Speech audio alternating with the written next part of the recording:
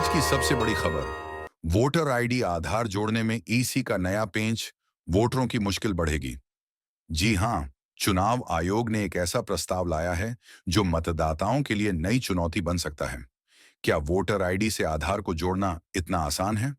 खासकर तब जब 2015 में सुप्रीम कोर्ट ने आधार के इस्तेमाल को कल्याणकारी योजनाओं और पैन लिंकिंग तक सीमित कर दिया था।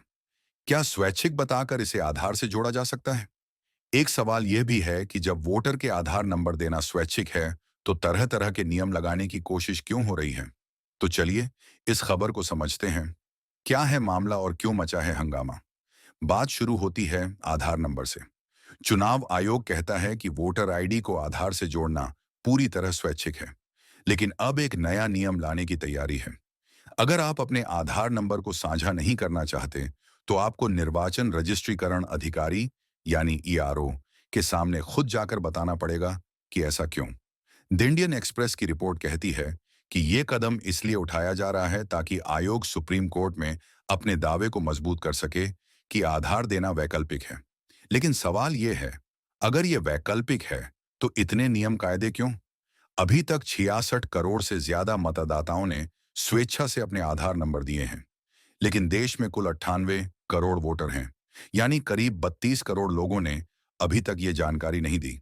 अब नए प्रस्ताव के तहत फॉर्म 6B में बदलाव होगा। पहले इसमें दो ऑप्शन थे, या तो आधार नंबर दो या कहो कि मेरे पास आधार नहीं है।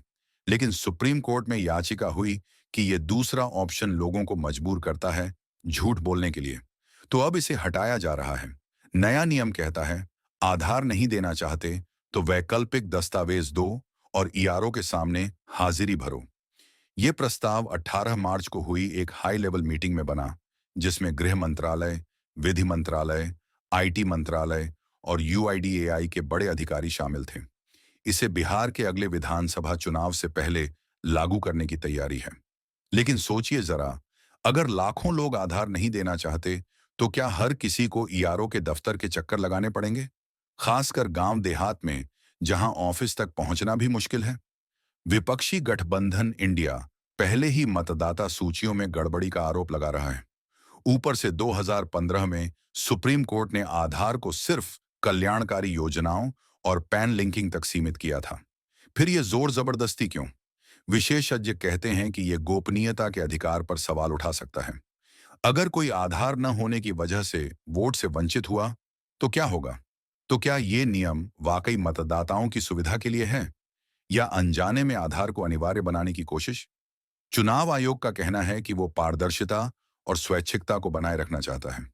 लेकिन अगर आपको दफ्तरों के चक्कर लगाने पड़े, तो ये कितना स्वैच्छिक हुआ? आप क्या सोचते हैं? हमें बताइए, कमेंट कर।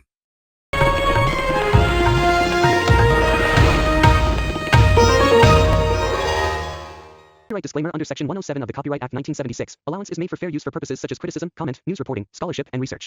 Fair use is a use permitted by copyright statute that might otherwise be infringing.